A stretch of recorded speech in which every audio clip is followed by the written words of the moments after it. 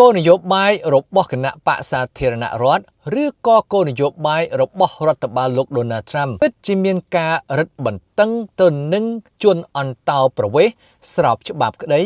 ឬក៏ខុសច្បាប់ក្តីបើសិនជាខុសច្បាប់នោះគឺអនុវត្តដោយការចាប់ខ្លួនហើយនិរទេសទៅស្រុកកំណើតឬក៏ប្រទេសកំណើតរបស់ពួកគេវិញប៉ុន្តែឥឡូវនេះសម្រាប់អ្នកដែលរស់នៅសហរដ្ឋអាមេរិកដោយស្របច្បាប់គឺមាន green card កាន់នៅក្នុងដៃឬក៏គេហៅថាប័ណ្ណបៃតងកាន់នៅក្នុងដៃក៏ដោយ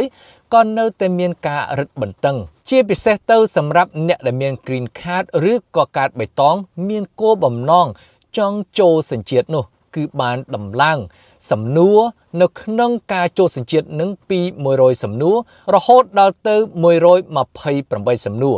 ហើយឥឡូវនេះទើបតែនឹងដាក់សំណើច្បាប់ថ្មីមួយទៀតដើម្បីឲ្យបង្កើនតម្លៃសេវាឬក៏ថ្លៃដាក់ពាក្យចូលសញ្ជាតិ75% ពីលើនោះបន្ថែមទៀតនេះបើយោងទៅតាមសារព័ត៌មាន Newsweek ដែលចេញផ្សាយនៅថ្ងៃទី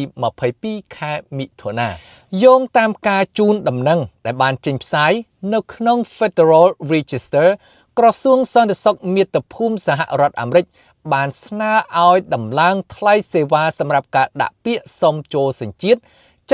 75% ខណៈពេលដែលលុបបំបាត់ការលើកលែងថ្លៃសេវានិងអត្រាកាត់បន្ថយសម្រាប់អ្នកដាក់ពាក្យដ៏ច្រើនបាននៅក្នុងសំណើនេះគឺឲ្យតម្លើងថ្លៃដាក់ពាក្យចូលសញ្ជាតិនោះ75% បន្ថែមទៀតហើយកាលពីមុនសម្រាប់អ្នកដែលមានប្រាក់ចំណូលទាបគឺគេបានលើកលែងមានន័យថាគឺគេមិនយកលុយនោះទេជាពិសេសទៅអ្នកដែលមានប្រាក់ចំណូលស្ថិតនៅក្នុងកម្រិតដែលគេចុះតម្លៃឲ្យដែលថាត្រឹម$380នោះឥឡូវនេះគឺលែងមានទៀតហើយនៅក្នុងសំណើច្បាប់ថ្មីនេះច្បាប់នេះដែលបានចេញផ្សាយសម្រាប់ឲ្យសាធារណៈធ្វើការផ្ដល់មតិនៅថ្ងៃច័ន្ទនេះគឺជាការផ្លាស់ប្ដូរដ៏សំខាន់មួយនៅក្នុងគោលនយោបាយរបស់សហព័ន្ធដោយតម្រឹមថ្លៃសេវាចូលសញ្ជាតិជាមួយនឹងអ្វីដែលក្រសួងសន្តិសុខមាតុភូមិឬក៏ DHS ដែលហៅថាតម្លៃពេញលេញការផ្លាស់ប្ដូរទាំងនេះនឹងធ្វើឲ្យប៉ះពាល់ដល់អ្នករស់នៅអចិន្ត្រៃយ៍ស្របច្បាប់រាប់រយរាប់ពាន់នាក់ជារៀងរាល់ឆ្នាំដែលអាចពន្យាពេលនៃការចូលសញ្ជាតិសម្រាប់ជនអន្តោប្រវេសន៍ដែលមានប្រាក់ចំណូលទាបនិងផ្លាស់ប្ដូរតម្លៃប្រតិបត្តិការរបស់ USCIS កាន់តែច្រើន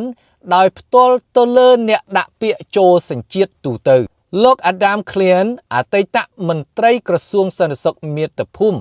ជាសហស្ថាបនិក Globally.ai បានប្រាប់សារព័ត៌មាន Newsweek ថាសំណើនេះតំណាងឲ្យការផ្លាស់ប្ដូរដ៏សំខាន់មួយ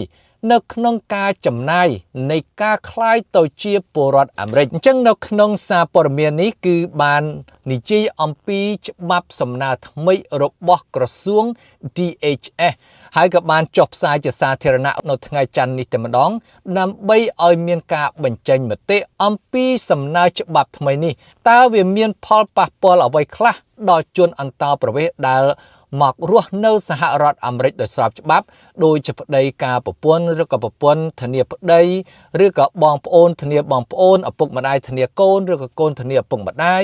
និយាយចំទៅគឺមករស់នៅដោយស្របច្បាប់ថ្មីត្បិតថារដ្ឋបាលរបស់លោក Donald Trump មិនអាចធ្វើអ្វីបានសម្រាប់អ្នករស់នៅស្របច្បាប់ក៏ដោយប៉ុន្តែត្រូវតែធ្វើការរឹតបន្តឹងដោយជាការបង្កើនឬក៏តម្លើងសំណួរពី100សំណួរទៅ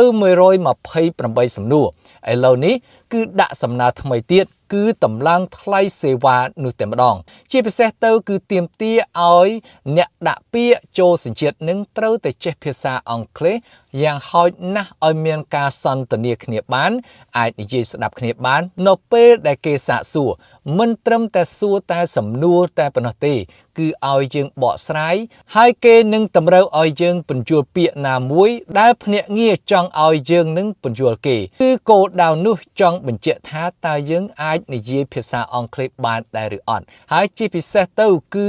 រយៈពេលនៃការដាក់ពាក្យចូលសញ្ជាតិនេះគឺខុសពីលើកមុនយ៉ាងឆ្ងាយផងដែរគឺប្រើរយៈពេលយ៉ាងយូរគឺជាង1ឆ្នាំអ្នកខ្លះគឺជាង1ឆ្នាំអ្នកខ្លះគឺ1ឆ្នាំកន្លះឯណោះ ទើបនឹងបានថ្ងៃសម្ភាសហើយនៅក្នុងមូលហេតុមួយចំនួននៃការពន្យាពេលឬក៏ការយឺតយ៉ាវនៅក្នុងការទទួលបានថ្ងៃសម្ភាសនឹងគឺវាតាក់ទងតាំងពីថ្ងៃដំបូងដែលប្រធានាធិបតី Donald Trump បានចូលកាន់តំណែងជាប្រធានាធិបតីសហរដ្ឋអាមេរិកជាលើកទី2មកហើយ Elon Musk ក៏បានចូលធ្វើការផងដែរហើយនៅក្នុងអំឡុងពេលនោះគឺមានការកាត់បន្ថយបុគ្គលិកសហព័ន្ធឬក៏បុគ្គលិកនៅក្នុងជួររដ្ឋាភិបាលនឹងរាប់ម៉ឺននាក់ផងដែរដូច្នេះហើយអ្នកធ្វើការគឺនៅសល់តិចតួចប៉ុន្តែការងារគឺច្រើនអញ្ចឹងសំណើច្បាប់ថ្មីនៅក្នុងការតម្លើងថ្លៃសេវាឬក៏ថ្លៃដាក់ពាក្យចូលសញ្ជាតិនោះគឺ 75% កាលពីមុនបើសិនជាយើងដាក់ពាក្យទៅតាមក្រដាស់មកថាគឺក្រដាស់ស្នាមគឺយើងផ្ញើជាក្រដាស់ស្នាមទៅគឺតម្លៃជាធម្មតាគឺ$760ក្នុងម្នាក់ហើយបើសិនជាគេយក 75% បន្ថែមពីលើទៀតគឺមានន័យថាបូកបន្ថែម$570បាទគឺមានន័យថាបើសរុបទៅគឺ$1330នៅក្នុងការដាក់ពាក្យចូលសញ្ជាតិនេះបើយើងដាក់ទៅតាមក្រដាស់ស្នាមប៉ុន្តែបើយើងធ្វើទៅតាមអនឡាញគឺតម្លៃនៃការដាក់ពាក្យហ្នឹងគឺ$710ប៉ុន្តែគឺតម្លើងរហូតដល់ទៅ 80% ហើយតម្លៃនៃការបង្កើននឹងគឺនៅតែ$570ដដែលអញ្ចឹងសរុបសេចក្តីចុងក្រោយមកនៅក្នុងសំណើច្បាប់ថ្មីនេះគឺមិនទាន់ចូលជាធរមាននោះទេគឺគេទើបតែចុះផ្សាយនៅថ្ងៃច័ន្ទនេះដើម្បីឲ្យមានការបញ្ចេញមតិយោបល់ហើយបន្ទាប់អំពីរយៈពេល60ថ្ងៃនោះមកបន្ទាប់អំពីការសម្រេចរបស់តុលាការរបស់សភាគឺនឹងចេញទៅជាច្បាប់មួយជាធរមានថាតើគួរតែតម្លើងតម្លៃនឹងរហូតដល់ទៅ